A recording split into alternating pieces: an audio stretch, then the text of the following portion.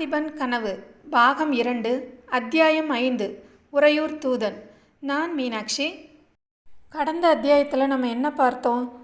7-8 வருடங்களாக நிறுத்தி வச்சிருந்த சிற்ப வேலையை திரும்பவும் ஆரம்பித்து வைக்கிறதுக்காக பல்லவ மன்னன் நரசிம்மவர்மனும் அவருடைய மகள் குந்தவி தேவியும் மாமல்லபுரத்துக்கு வந்தாங்க.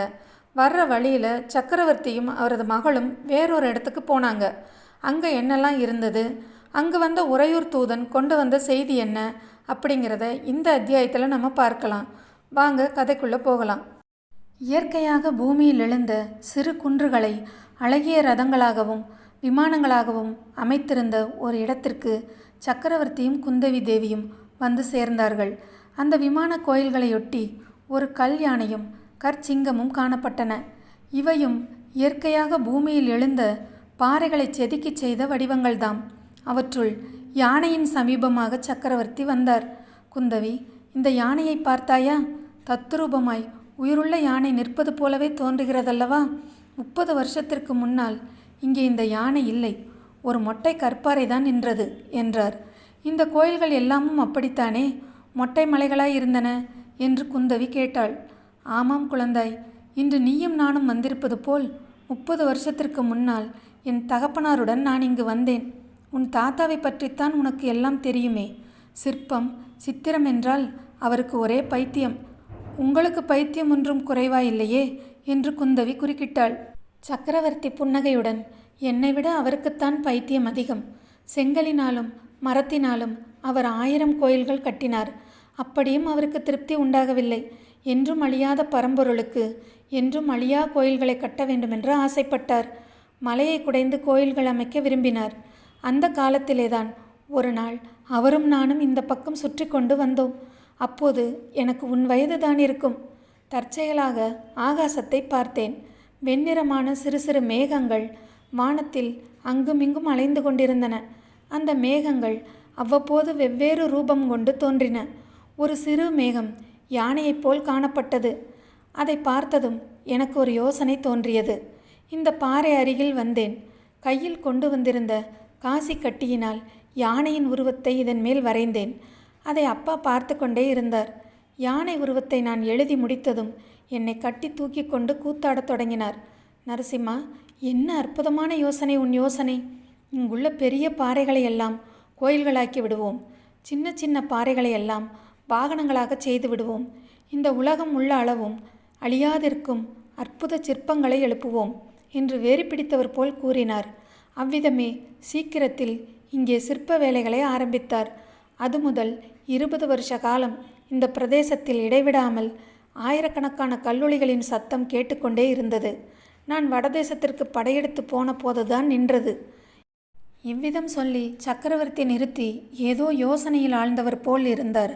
சற்று பொறுத்து குந்தவி, ஆமாம் அப்பா, 20 வருஷமாய் நடந்து வந்த சிற்பப் பணியை நிறுத்திவிட்டீர்களே என்ற சந்தோஷத்தினால்தான் உங்கள் பெயரை இந்த பட்டினத்திற்கு வைத்தார்கள் போலிருக்கிறது என்று சொல்லிவிட்டு குறும்பாக புன்னகை செய்தாள்.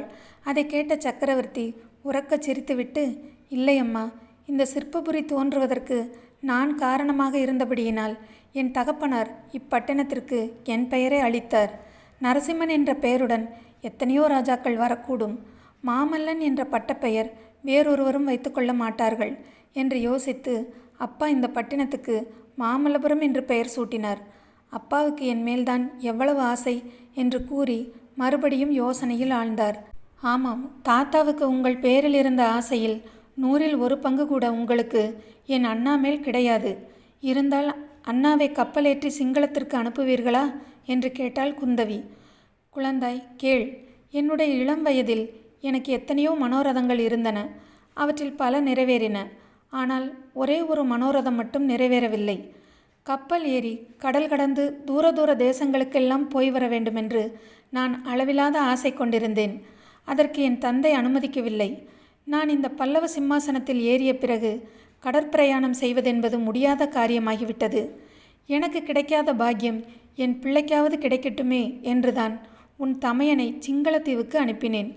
இன்னும் எனக்கு எந்த சிறு பிள்ளையினிடமாவது அதிகமான பிரியம் இருந்தால் அவனையும் கடற்பிரயாணம் செய்து வரும்படி அனுப்புவேன் என்றார் சக்கரவர்த்தி. அப்படியானால் உங்களுக்கு என்னிடம் மட்டும் பிரியமில்லை போலிருக்கிறது என்று குந்தவி சொல்வதற்குள்ளே, உன்னை கப்பலேற்றி அனுப்ப எனக்கு பூர்ண சம்மதம். ஆனால் நீ பெண்ணாய் பிறந்து விட்டாயே, என்ன செய்வது? ஒவ்வொரு சமயம் நீ பிள்ளையாய் பிறந்திருந்து உன் தமையன் பெண்ணாய் பிறந்திருக்கக்கூடாதா என்று எனக்கு தோன்றுவதுண்டு என்றார் சக்கரவர்த்தி. நான் மட்டும் ஆண் பிள்ளையாய் பிறந்திருந்தால் உங்களை இத்தனை காலமும் இந்த சிம்மாசனத்தில் வைத்திருப்பேனா? கம்சன் செய்ததைப் போல் உங்களை சிறையில் போட்டுவிட்டு நான் பட்டத்திற்கு வந்திருக்க மாட்டேனா? அண்ணாவுக்கு ஒன்றுமே தெரியாது, சாது. அதனால் நீங்கள் சொன்னதும் கப்பல் ஏறி போய்விட்டான் என்று குந்தவி சொல்லிவிட்டு அந்த மலைக்கோயில்களை சுற்றி ஓடியாடி பார்க்க தொடங்கினாள். சிறிது நேரத்திற்கெல்லாம் சக்கரவர்த்தி, வா குழந்தாய், இன்னொரு தடவை சாவகாசமாய் பார்க்கலாம். ஊரில் ஜனங்கள் எல்லோரும் நம்மை எதிர்பார்த்து கொண்டிருப்பார்கள் என்றதும் குந்தவி வந்து, அப்பா, இந்த கோயில்கள் இன்னும் அரைகுறையாகத்தானே இருக்கின்றன. மீண்டும் நீங்கள் ஆரம்பிக்கப் போகும் திருப்பணி வேலை இங்கேயும் நடக்கும் அல்லவா? இந்த கோயில்களுக்குள்ளே எல்லாம் என்னென்ன சுவாமியை பிரதிஷ்டை செய்யப் போகிறீர்கள் என்று கேட்டாள். சற்று தூரத்தில் பல்லக்கும் குதிரையும் ஒரு மரத்தடியில் நிறுத்தப்பட்டிருந்தன. அந்த மரத்தை நோக்கி இருவரும் நடக்கத் தொடங்கினார்கள். குந்தவியின் கேள்விக்கு பதிலாக சக்கரவர்த்தி பின்வருமாறு சொன்னார். இல்லை குழந்தாய், இந்த கோயில்கள் இப்படியேதான் பூர்த்தி பெறாமல் இருக்கும். இந்த இடத்தை தவிர மற்ற இடங்களிலெல்லாம் வேலை நடக்கும். குந்தவி, ஆயனர் என்ற மகா சிற்பி இந்த ஊரில் இருந்தார். அவருடைய தலைமையில்தான் இந்த கோயில்களின் வேலை ஆரம்பமாயிற்று. அவர்தான் இவ்வளவு வரை செய்து முடித்தவர். பிறகு அவர் சில துரதிர்ஷ்டங்களுக்கு ஆளானார். கொஞ்ச நாளைக்கு முன் சொர்க்கம் சென்றார். அவர் தொடங்கிய வேலையை செய்து முடிக்கக்கூடிய சக்தி உள்ளவர்கள் இப்போது யாரும் இல்லை, இனிமேல் வரப்போவதும் இல்லை என்றார். ஆயனரை பற்றி கேள்விப்பட்டிருக்கிறேன் அப்பா. அவருடைய மகள் என்று குந்தவி சொல்வதற்குள், அதோ யாரோ குதிரை மேல் வருகிறானே, யாராயிருக்கும் என்றார் மகாமல்லர். பேச்சை மாற்றுவதற்காகவே அவர் சொன்ன போதிலும் உண்மையில் கொஞ்ச தூரத்தில் ஒரு குதிரை வந்து கொண்டுதான் இருந்தது. சக்கரவர்த்தியும் குந்தவியும் மரத்தடிக்கு போய் நின்றதும் அங்கே குதிரை வந்து நின்றதும் சரியாயிருந்தன. குதிரை மேலிருந்தவன் விரைவாக இறங்கி பயபக்தியுடன் சக்கரவர்த்தியின் அருகில் வந்து ஒரு ஓலையை நீட்டினான். அடியேன் தண்டம், உறையூரிலிருந்து வந்தேன். அச்சுத பல்லவராயர் இந்த ஓலையை ஒரு கணமும் தாமதியாமல் சக்கரவர்த்தியின் திருச்சமூகத்தில் சேர்ப்பிக்க வேண்டுமென்று கட்டளையிட்டார் என்றான். சக்கரவர்த்தி ஓலையை வாங்கி கொண்டார். அதில் என்ன எழுதியிருக்கிறதென்று பார்க்காமலேயே தூதனை நோக்கி, நீ போகலாம். இதில் அடங்கிய விஷயத்தை பற்றி கட்டளை நேற்றே அனுப்பிவிட்டோம் என்றார். தூதன் தண்டம் சமர்ப்பித்துவிட்டு திரும்பி விரைந்து சென்றான். நன்றாயிருக்கிறது அப்பா, நீங்கள் ராஜ்யபாரம் செய்கிற லட்சணம். ஓலை வந்தால் அதை படித்து கூட பார்க்கிறதில்லையா என்று கோமகள் கேட்டாள். என்னுடைய ஞான திருஷ்டியில் உனக்கு நம்பிக்கை இல்லை போலிருக்கிறது. இந்த ஓலையில் என்ன எழுதியிருக்கிறதென்று சொல்லட்டுமா? சோழராஜகுமாரன் விக்ரமன் இந்த புரட்டாசி பௌர்ணமி அன்று சோழ நாட்டின் சுதந்திர கொடியை உயர்த்த உத்தேசித்திருக்கிறான். அவனை என்ன செய்வது என்று தளபதி அச்சுத பல்லவராயன் கேட்டிருக்கிறான். நீ வேண்டுமானால் படித்துப்பார் என்று ஓலையை குந்தவியிடம் கொடுத்தார். குந்தவி அதை படித்துவிட்டு வியப்புடன் சக்கரவர்த்தியை நோக்கினாள். உங்களிடம் ஏதோ மந்திர சக்தி இருக்கிறது அப்பா, அந்த மந்திரத்தை எனக்கும் சொல்லிக் கொடுக்கக்கூடாதா என்றாள். சக்கரவர்த்தி குதிரையின் மேலும் குந்தவி பல்லக்கிலும் அமர்ந்தார்கள்.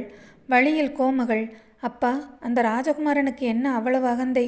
மாமல்ல சக்கரவர்த்தியின் கீழ் கப்பம் கட்டி கொண்டு வாழ கொடுத்து வைக்க வேண்டாமா? அவனை நீங்கள் சும்மா விடக்கூடாது, தகுந்த தண்டனை கொடுக்க வேண்டும் என்றாள். ஆமாம் குழந்தாய், ஆமாம், அவனை சும்மா விடப் போவதில்லை. காஞ்சிக்கு அழைத்து வரச் செய்து நானே தகுந்த தண்டனை விதிக்கப் போகிறேன் என்றார் சக்கரவர்த்தி. இருவரும் பேசிக்கொண்டு மாமல்லபுரத்தை நோக்கி சென்றார்கள். மாமல்லபுரத்தில் கலைத்திருநாள் அன்று என்ன நடந்தது என்பதை அடுத்து வரும் அத்தியாயத்தில் காணலாம். என்னோட சேனலை இதுவரைக்கும் சப்ஸ்கிரைப் பண்ணவங்க எல்லாருக்கும் ரொம்ப நன்றிங்க. இந்த பதிவு உங்களுக்கு பிடிச்சிருந்தா என்னோட குறிப்பு பலகை சேனலுக்கு லைக் பண்ணுங்கள், கமெண்ட் பண்ணுங்கள், ஷேர் பண்ணுங்கள், சப்ஸ்கிரைப் பண்ணுங்கள். நன்றி.